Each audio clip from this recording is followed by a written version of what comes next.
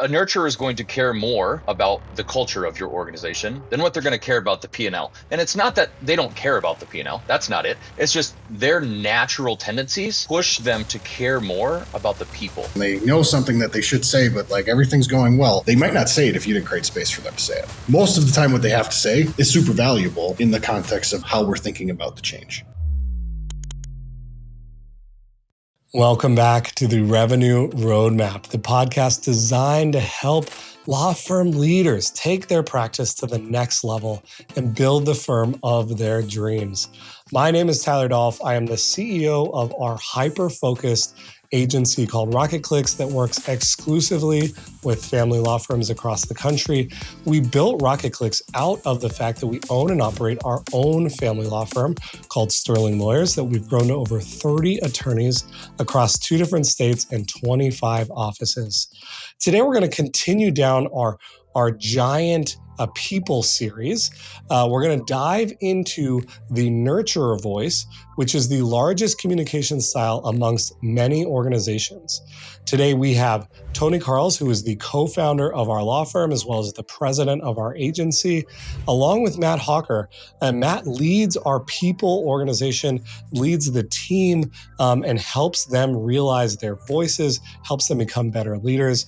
This is a great episode on better understanding who your team members are, what voice they use in their communication style, to really dive in and unpack what makes them tick. I think you're going to love it. Welcome, everyone. This is Revenue Roadmap, where we talk about driving revenue and increasing profits in local businesses. I'm your host, Anthony Karls, president of Rocket Clicks. Today, I'm joined by Mr. Matt Hawker. He is one of our product owners here. He leads our B2C national team. He also leads our giant implementation. Yes, sir. So today we are continuing our talk on leadership.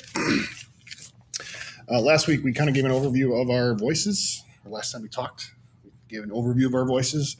We're going to start diving deeper into these voices in our giant program, talk a little bit about the nurturer today, and we'll have more information for you about that in a second. But before we do that, oh boy, I'm going to give you the question of the day. All right, Matt, what is the most interesting place you've ever traveled, and why did you enjoy it? I love these unscripted questions. Most interesting place I've ever traveled. I think I would have to say, music is a very big part of my life, especially singing. A lot of people they're like, you don't look like a singer. It's like, it's okay, I know. But I've sang a lot. I've sang all over the world. And probably one of the coolest places that I've ever been was Ireland.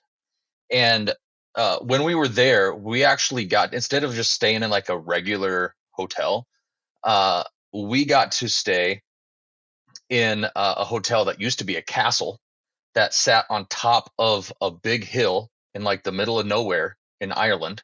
And it was beautiful. And like there were the big lions out front. There was the cavern underneath where like they used to be the jail. It was amazing. The library was like a 3-story library. We just still had all the original books like on the walls. They turned it into a bar area to sit and mingle with people. It was super cool. So that's probably the coolest place that I personally have ever been. I went with a whole bunch of buddies of mine that I sang with when I was in college. So it was a long time ago, but it was a lot of fun. Yeah. And I would love to. I'd love to go back there and take my family there someday. Yeah, I would say Jody's going to listen to this and she's going to be like, "When are we going? When's it's on the list." It's on the list. Good. Okay, so let's jump in. So let's talk. The next couple episodes that we do together, we're going to talk about each of the 5 voices in detail. Give a good deep dive overview. So when we talk about the nurturer voice, describe the nurturer voice to me. Like, who are they generally? And obviously all of these are generalizations. They're not specific archetypes, but they help understand people generally. Yeah, absolutely. So nurturer, they are really like the champion of the people part of your organization. Like that's what they care about the most.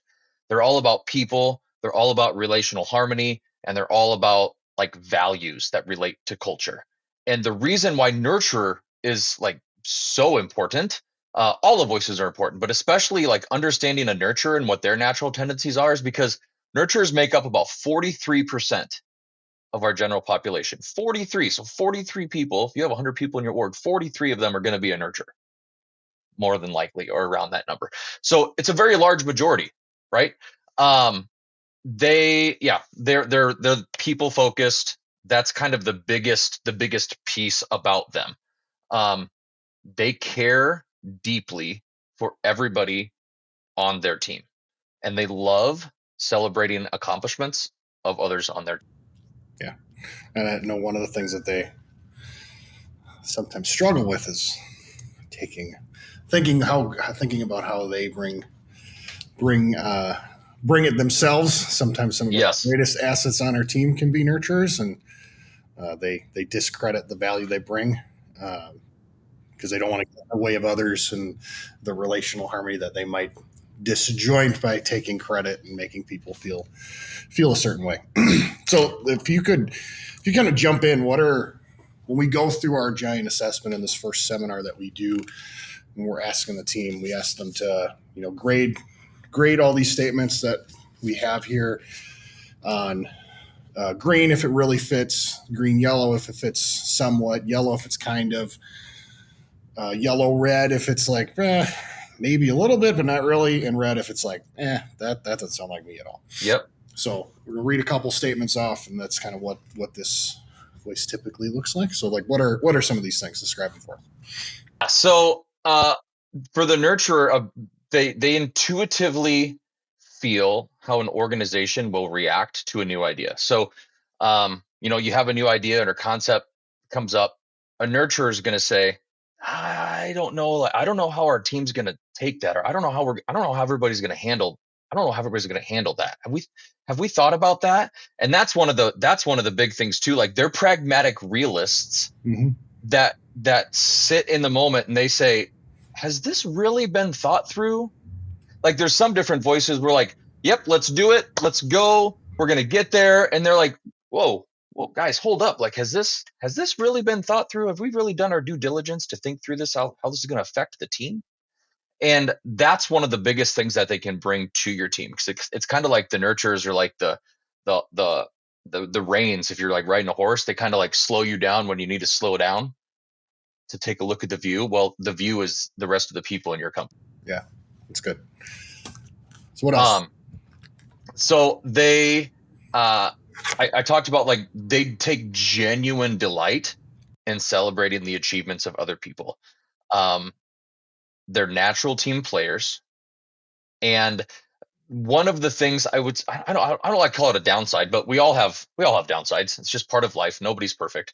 But one of theirs is, like you talked about, they don't ever like to kind of take credit for any of the things that they do. They'll push it off to other people. And I think part of that is because they're really resistant to change. They're kind of overly resistant to change, might you say. And because of that, sometimes they can demonstrate some passive aggressive tendencies. Anybody have passive aggressive tendencies? Anybody on their team? But it's okay, because every team needs a nurturer. But these are some of the things that we kind of have people go through. It's like, is this sound like you? Yes, no, maybe a little bit. And then we have them color these red, green, and yellow, like you said.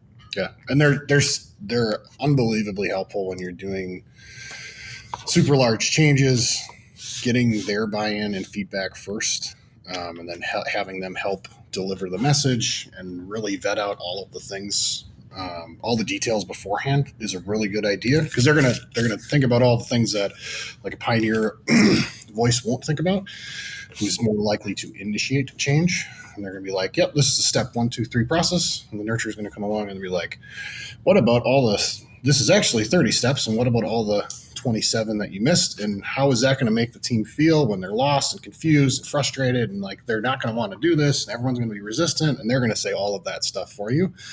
if they feel safe and if they feel confident. Well, it's really up to you to create a space for their voice, because they're, like we talked about in the first session, we talked about these a little bit. What does their voice volume look like? Their voice volume is very low. Yeah. So they're not going to be somebody that speaks up first in a meeting. They're not going to be, if you're asking for like audience participation in a meeting, they're not going to be the ones that say, I'll go first. That's probably going to be your connector. But you just said it, like you have to create a safe space for them in order to do that. And one of the ways that we do it here at Rocket Clicks is if I'm in a meeting with a nurturer and I'm looking for feedback from people within the room, I always call on the nurturer first. I want their voice to be heard because they're not naturally going to speak up for themselves if others are in the room that have a louder voice. Mm-hmm. Their voice is the quietest voice out of all of the voices. So super smart people with a lot of things to say, they just don't like to say it. Because a lot of times, if somebody doesn't agree, they're conflict averse, right? They don't want to cause conflict. They like that relational harmony. They like harmony within the team. So they just kind of sit back on those. So you have to create that space for them. Yeah, even on a leadership team, if you have a nurturer on your leadership team and if they're surrounded by more future-oriented voices, more guardians that are present but very logic-based, or pioneers who are very logic future-based, or connectors who are future relational-based. So if they're surrounded by that and they're like, oh, the group is having a good time talking about this, and they like know something that they should say, but like everything's going well, they might not say it if you didn't create space for them to say it. Correct. And then most of the time what they have to say is super valuable in the context of like how we're thinking about the change. Absolutely. That could be missed because we're excited about the future and all the details about the future and how we're going to get there and all of that. And if we don't invite them in intentionally and get their feedback about how's the team going to respond, how's the team going to feel, how do we get this implemented well, how do we get their buy-in, you're going to come to the team, you're going to try to implement, and you're going to get the big old break stop sign because you didn't do a good job including all the people that you needed to.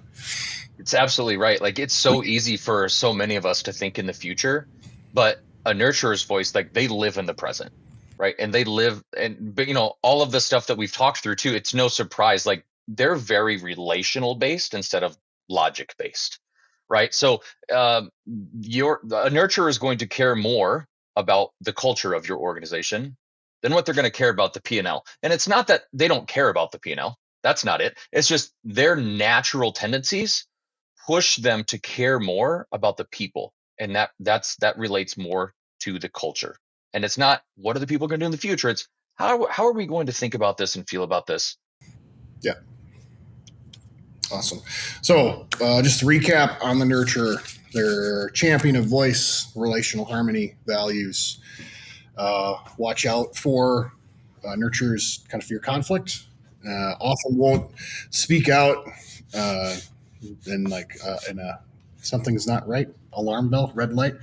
If they're really silent, if they're beware of silence, invite them in. If you're experiencing that, oh, it seems like so-and-so's really quiet, not saying much. We probably need to pull them in because you're missing something. Have to create that space. And then how to empower them, let them speak first, like you said, affirm their competence and affirm their competence and their genuine value that they contribute to the team, because they'll discredit that. Because a lot of what they're going to bring is going to be it's going to feel like breaks, so it's hard for them to bring it because they want to preserve their relational harmony with if they're on a leadership team with that team, and they also want to do that with the teams that they're on. So like they're kind of getting some conflicted feelings sometimes. So you got to empower them. The biggest things that you can do to empower a nurturer is to explain to them and show them like the impact that they had on other people.